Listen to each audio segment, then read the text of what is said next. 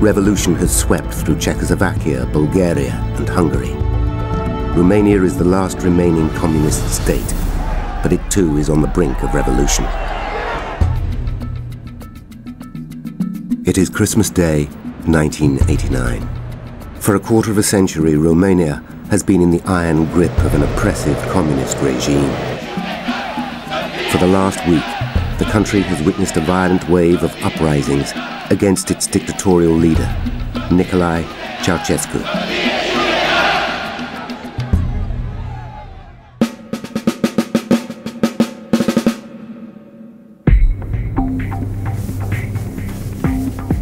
Like many Romanians who've spent all their lives under communist rule, Captain Ionel Boero of the Romanian paratroop regiment has never celebrated Christmas before. In Bucharest, Boero's wife is keen to get in touch, as the country suddenly seems to be on the verge of civil war. Alo? Alo, bună dimineața. Putem vorbi cu capitanul Boero, vă rog?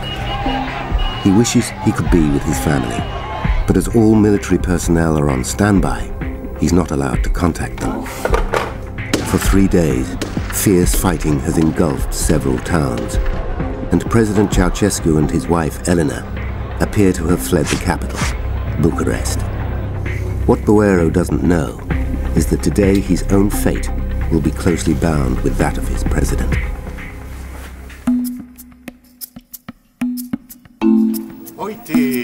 In a suburb of Bucharest, television director George Militaru boosts morale by bringing his team an unusual breakfast, coffee, freshly looted from Communist Party stores.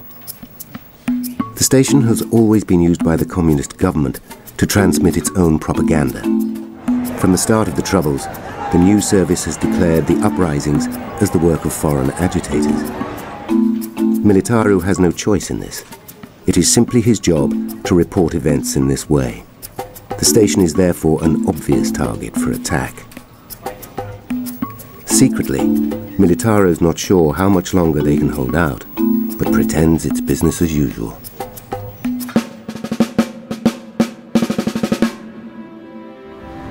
Contrary to rumor, the Ceaușescus have not fled Romania. They are being secretly held in a military barracks 50 kilometers from Bucharest. Whether they are under arrest or are there for their own protection is unclear. Asta au mâncat soldații români din ordinea dumneavoastră. For the third day in a row, they refused the standard army rations they were responsible for introducing. Elena is worried about the strain recent events have put on Nicolae's failing health. Nicolae suffers from diabetes and has bladder problems. The toilet facilities are basic. It is in stark contrast to the opulence they have enjoyed for the past 24 years. The Ceaușescus are rumored to have millions stashed in Swiss banks. They have requisitioned royal palaces and luxury villas all around the country, which they have decorated in the style of Versailles. Most they have never even spent the night in. Their love of antiquity is in contrast to their destruction of historic buildings to satisfy Nicolae's vision of social engineering. A quarter of Bucharest is razed to the ground to make way for Soviet-style high-rises. Through decades of social and economic mismanagement, they have ruined Romania. Now, they are about to pay the price for their greed and their vanity.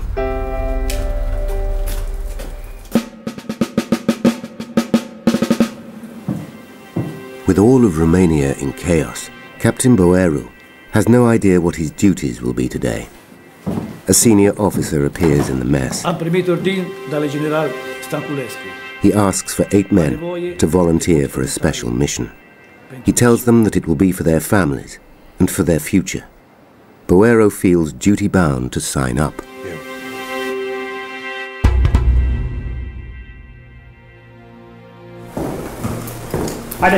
At Târgoviște Barracks, the Ceaușescus are taken from their room.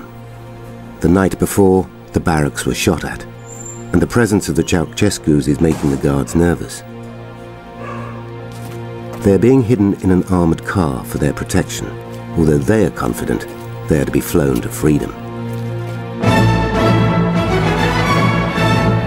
Nicolae and Elena have always believed they are invincible and have worked hard to create a cult of personality around themselves. Influenced by the dictatorial regimes of Stalin and Chairman Mao, the Ceaușescus have set about creating a country that worships them. They have devised a history of themselves in which Romania is grateful for their charismatic leadership. Nicolae confers on himself the title Genius of the Carpathians and the Great Conducatore, whilst the barely literate Elena becomes the great scientist, engineer and academician. The esteem in which they hold themselves is in contrast to the way they treat their people. There is mass poverty, and yet Romanian women are forced to have 5 children as a patriotic duty. Contraception is banned, HIV is rife, and the orphanages are overcrowded. People are hungry, but live in fear of Ceaușescu's notoriously brutal secret police force, the Securitate, who are rumoured to have infiltrated every walk of life. It is a peaceful protest in the provincial city of Timișoara that provides the touch paper for revolution. Religion is barely tolerated by the state, and when much-loved local priest Lázlo Tokes is threatened with eviction for his outspoken political views, the town turns out to support him. The army and Securitate open fire on the unarmed crowd.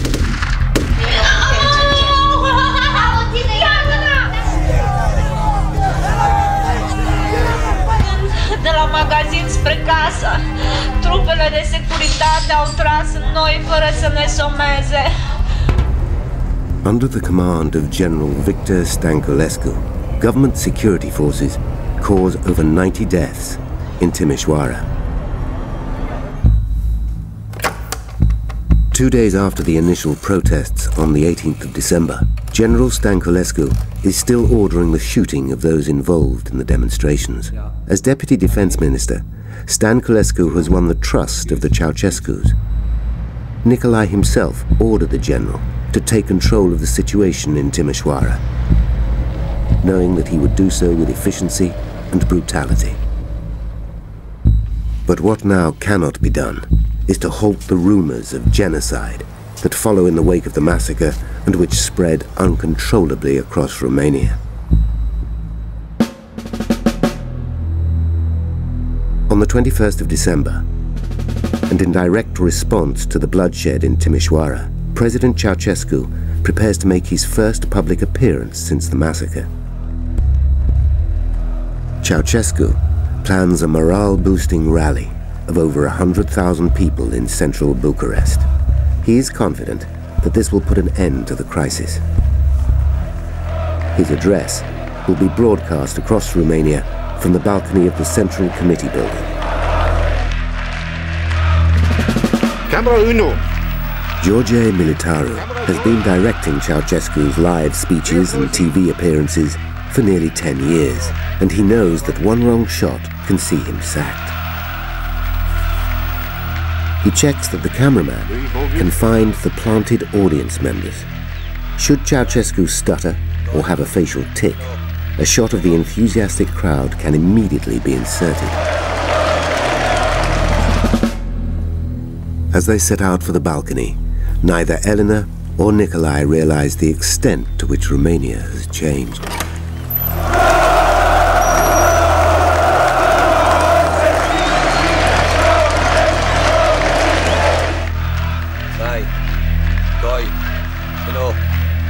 At exactly 12:31, Ceaușescu begins his speech. Dragi tovarăși și prieteni, cetățeni ai capitalei României socialiste. It is the usual mix of communist dogma and nationalist sentiment. The specially selected members of the audience applaud dutifully. doresc în primul rând să vă adresez. It was on this same balcony in 1968 that Ceausescu had his finest hour.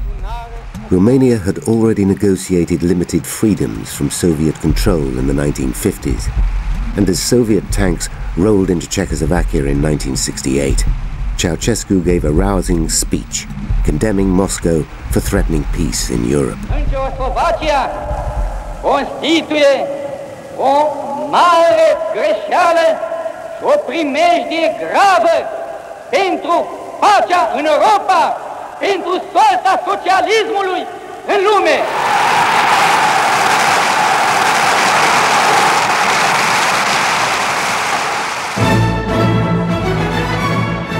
As a result, the good communist becomes a recognizable world statesman, is given an honorary knighthood by the Queen, and received in the White House by 2 presidents. Since then, he feels himself to be untouchable.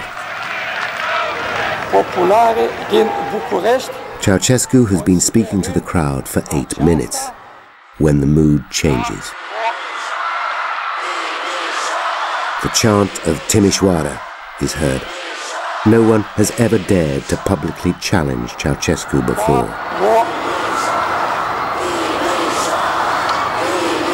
He feels puzzled and anxious, and all of Romania can see it.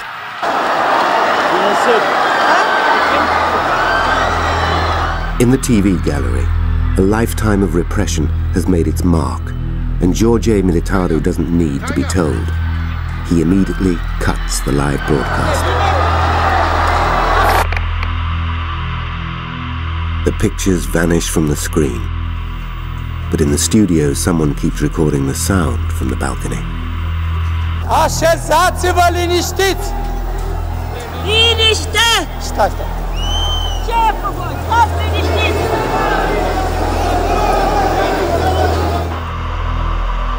The damage has been done. The image of a frail, confused old man is the catalyst to bring thousands of Romanians onto the street. Even the army start to question if he is worth defending. Minutes later, order is restored and the picture returns. Ceausescu broadcasts a list of concessions. Ianuarie să majorăm în cursul anului viitor. But it's too late. Already thousands of people are leaving the square and regrouping in the back streets.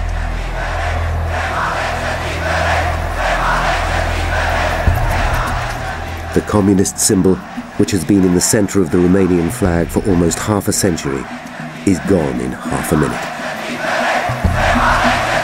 Revolution has started, televised for all to see. General Stănescu's worst fears have been realized. His actions have made martyrs of the victims of Timișoara and have escalated the unrest. He's now in the spotlight, in danger both from the Ceausescus and the crowd. In a country where deception is common currency, and not even its leaders are who they seem, General Stănescu forms a bizarre plan to ensure his own survival.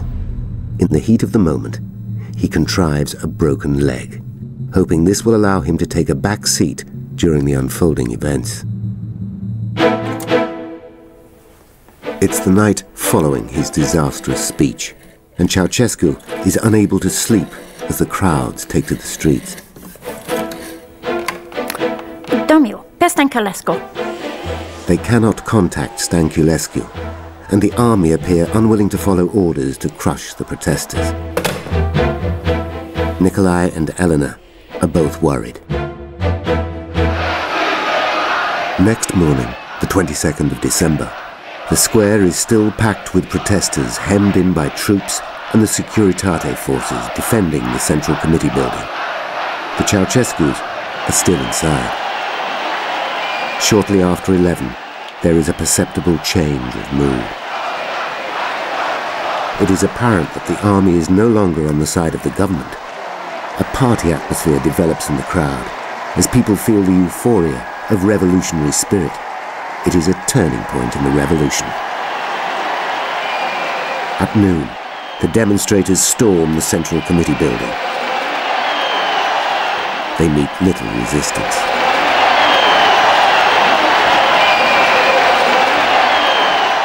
Nicolae appears and takes advantage of the Ceausescu's rising panic. He tells them they must escape the building, knowing that if they flee, they will appear guilty. He calls for a helicopter, but does not go with them, using his leg as an excuse. The crowd breaks into the lower floors of the building as the Ceausescus try to make it to the helipad.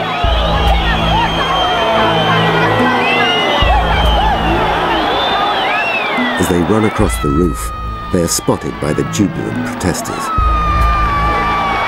The overloaded helicopter struggles to take off. Aboard are Ceausescu, Elena, 2 advisors, 2 bodyguards, and the 3-man crew.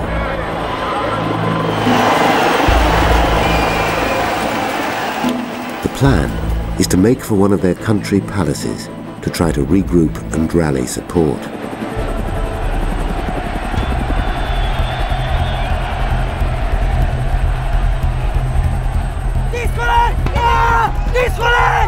With the Ceausescus gone, the crowd turns its attention to the television studio, keen to use the power of TV to spread word of the growing revolution. Militaru and his staff are powerless as the crowd forces its way in. Confusion reigns as the protesters negotiate their way on air. Tovarăși, ascultați-mă! Sunteți mulți tovariși care lucrați în televiziune. Sunteți nevinovați! Să trecem la fapte, la treabă, mai bine zis. Avem nevoie... Liniște puțin! Liniște puțin! Liniște puțin! Atențiune, vă rog! Peste 5 secunde intrăm în emisie. 5... Atenție, controlul! 3... At 1 o'clock, the dissident poet and national hero, Mircea Dinescu, goes on air. News of the revolution reaches even the most rural parts of Romania, as well as the outside world. Dictatorul a fugit! Later, it is dubbed history's TV revolution. Victorios! Am învins! Am învins! As Bucharest is enveloped in chaos, the Ceausescu's escape is becoming farcical. The helicopter pilot invents technical problems and dumps his passengers on a deserted roadside. A local doctor driving to work spots the desperate couple and their bodyguard trying to flag down a ride. It is Elena, not Nicolae, who stops him at gunpoint. Nu mi faci nimic!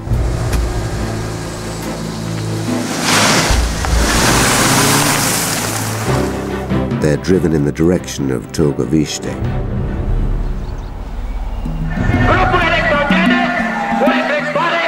In Bucharest, work is underway to form a new government.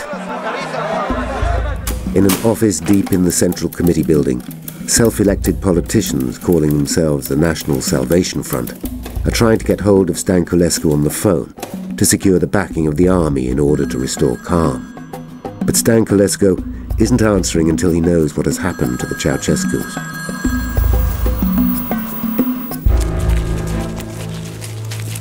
For the Ceausescus, though, their escape is over. After commandeering a second car, they are identified and taken to Târgoviște's army barracks. Colonel Andrei Kemenici is the officer in charge at Târgoviște. He is worried that the presence of the Ceausescus makes the barracks a target for Securitate snipers.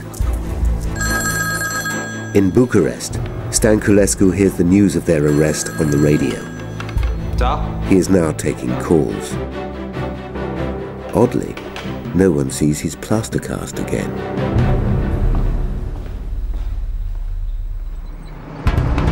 Across Romania, people are still unsure as to the whereabouts of their leaders. Fierce street battles erupt between the army, now supporting the revolution, and Securitate snipers loyal to the Ceausescus. The army and the people succeed in rounding up Securitate agents, who are then interrogated and executed.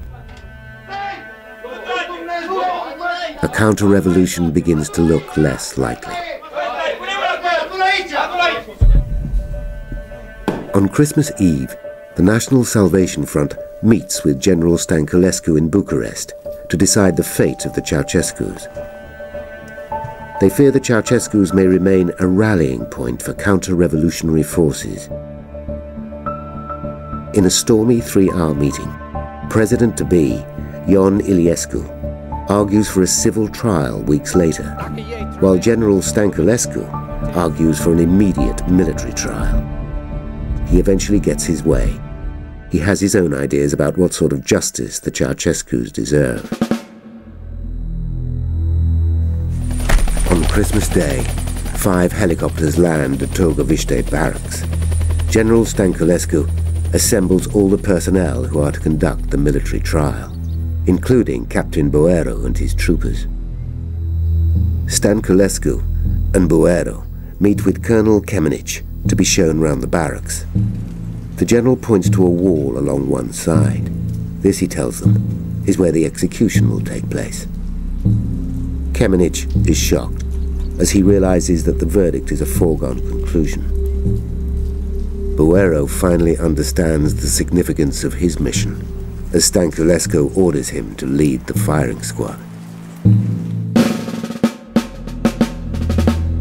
The Ceaușescus are taken out of the armoured car they have been hidden in. They've heard the helicopters and assume they'll be flown to safety. Instead, they are escorted to the schoolroom. Inside, a grim piece of theatre is played out. The Ceaușescus are given a medical examination to see if they are healthy enough to stand trial. Nicolae's blood pressure is very high. Eleanor refuses to be examined, but keeps hold of the insulin delivered earlier that morning for her husband. Captain Boero picks 3 soldiers to stand alongside him in the firing squad. Am nevoie de 3 oameni. Sunteți cu mine. Eu. He cannot afford to choose anyone who might have second thoughts about executing the people who were, until 3 days ago, the supreme rulers of Romania.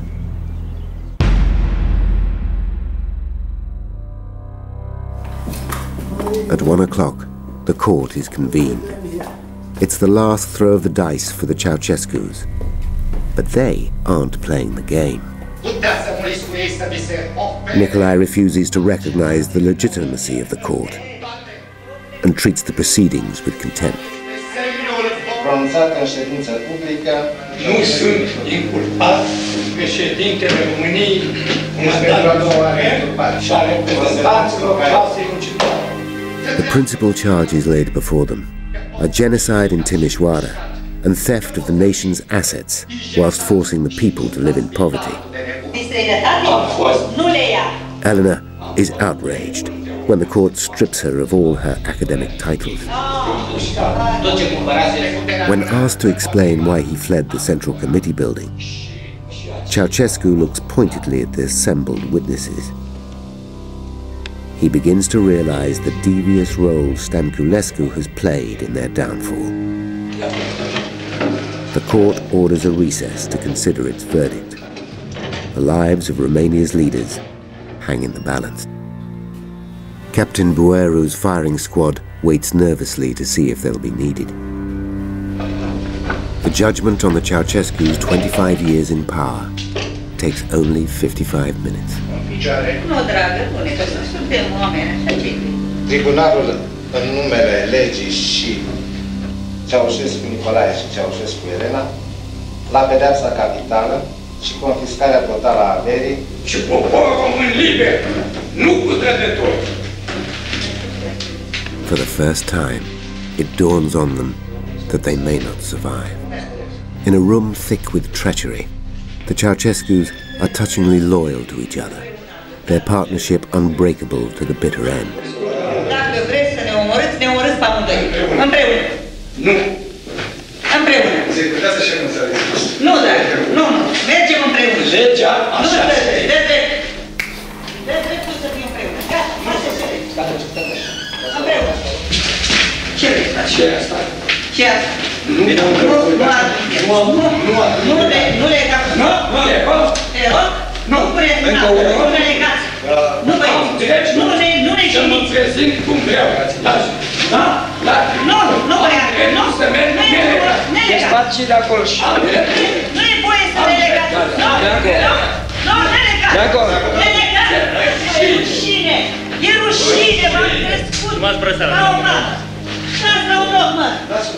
Ce e asta?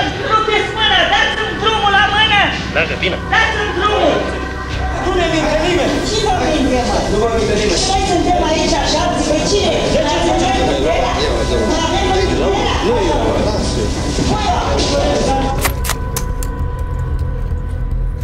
They are to be shot immediately, despite Romanian law of the time forbidding execution within 10 days of a death sentence. Captain Buero has been told to wait for Stănculescu's death sentence. But when Ceausescu emerges, Buero's feelings get the better of him.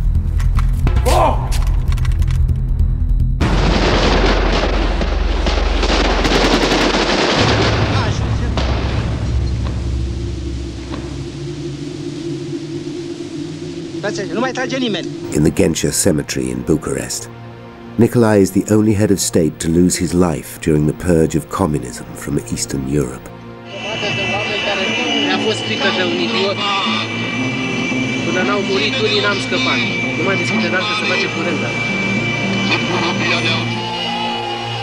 Six months later, the first democratic elections in 25 years are won by the National Salvation Front, led by Ion Iliescu. He appoints General Stănculescu as defense minister, and the Securitate is reinstated.